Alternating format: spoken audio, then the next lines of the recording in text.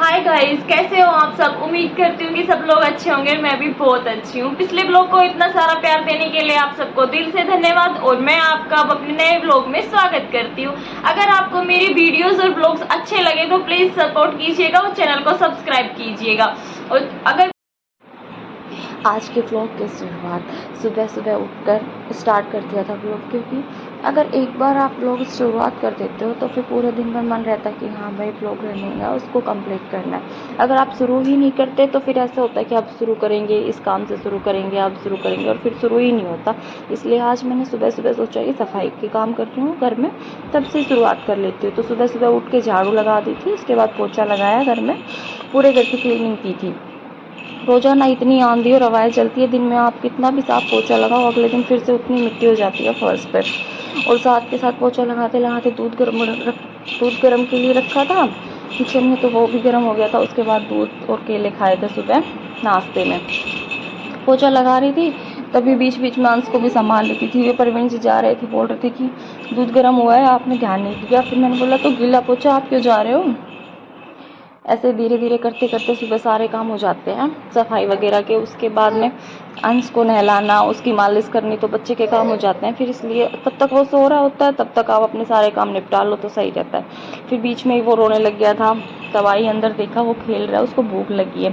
फिर एक पीस बनाना और 1 स्पून या 2 स्पून समथिंग मिल्क मिला के उसमें अच्छे से मैश करके सुबह सुबह खिला देती हूँ। वो इसको ठीक से खा भी लेता है खुश होके।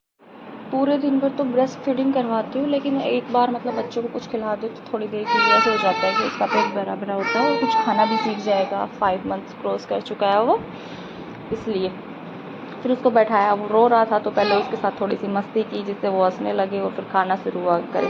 वो ऐसे करने से खुश हो जाता है एकदम। और फिर ये तो उसको टेस्टी भी लगता है, बनाना का पीस के साथ में जो मैश किया वो बनाना है, वो ये अच्छे से खा लेता है। दाल का पानी अच्छे से खा लेता है, लेकिन कर्ड ठीक से नहीं खा पाता। लेकिन मैं ट्राई करती हूँ उसको खिलाने की सारी चीज़ें।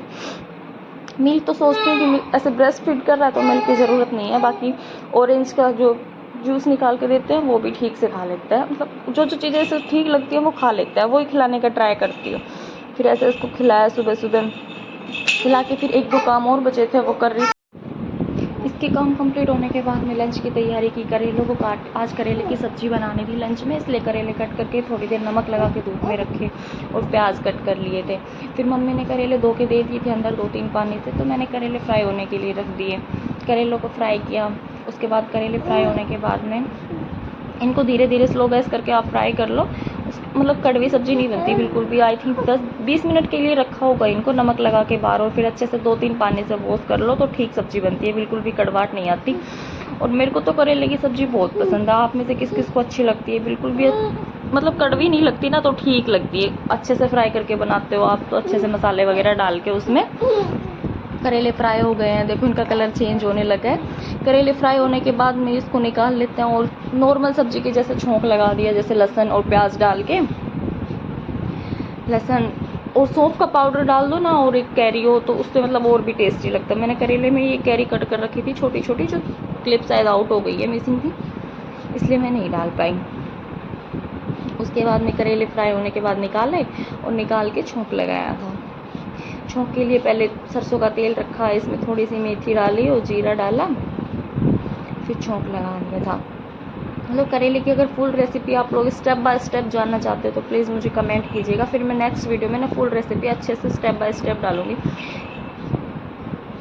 अभी तो ऐसे छोटी छोटी क्लिप्स डाल देती हूँ, आप आइडिया तो लगा ही सकते हो कि कैसे सब्जी बनाई है। बाकी ठीक से मैं कोशिश भी कर रही हूँ कि अपनी क्वालिटी में इम्प्रूवमेंट तो हो, और आप लोग भी जैसे जैसे कमेंट करते रहेंगे वैसे वैसे धीरे धीरे इम्प्रूवमेंट मिलेगा आपको हर चीज़ में।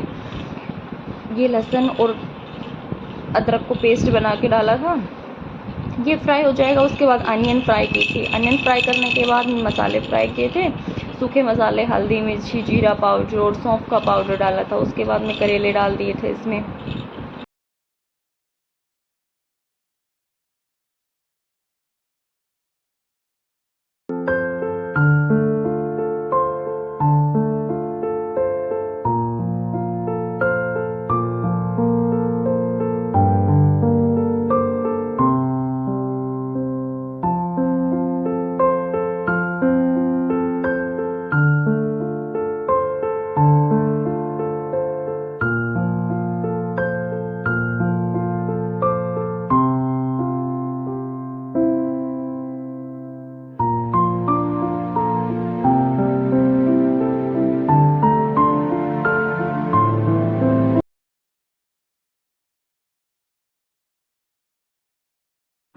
घर में ना कोई लोग मतलब जैसे करेले की सब्ज़ी खाना पसंद नहीं करते, किसी किसी को कड़वाहट लगती है, जैसे दादाजी नहीं खाते, उनके लिए सुबह धनिया मतलब किचन गार्डन से निकाल के धनिया फ्रेश धनिया की लीव्स तोड़ी और हरी मिर्ची की चटनी बनाई थी सिलौटे पे, जो कि एकदम देसी स्टाइल में और हाथ से बनाई हुई चटनी तो स्वाद ही अलग होता है। 7-8 लहसुन की कलियाँ डाल दी थी, थोड़ा सा नमक डाला उसमें, और सिलबट्टे पे आप चटनी पीसो तो उसका टेस्ट ही अलग आता है। उसमें 2 लाल मिर्ची डाल दी थी, क्योंकि जो ये हरी वाली मिर्ची है ना ये कम तीखी होती है, तो चटनी में थोड़ा सा तीखापन तो होना चाहिए। फिर धीरे धीरे छाछ डाल के मिक्सी में मतलब धीरे धीरे छाछ डाल के और सिलबट्टे पे ही पीस लिया था, सॉरी मिक्सी में नहीं। चटनी बन के तैयार है। फिर उसके बाद में छाछ थी, दही भी रखा था, तो मम्मी ने बोला कि रायता बना लो थोड़ा सा। पहले 2 कप रायता डाला, उसको अच्छे से फेंट लिया। रायता फेंटने के बाद में वैसे रायते की रेसिपी तो मैं क्या ही दूँ, अब थोड़ा म्यूज़िक लगा देती हूँ, आप लोग देखते रहिएगा। वैसे मैंने सब चीज़ें दिखा दिखा के डाली हैं इसमें, तो आप लोग समझ भी जाएंगे कि कैसे बनाया है।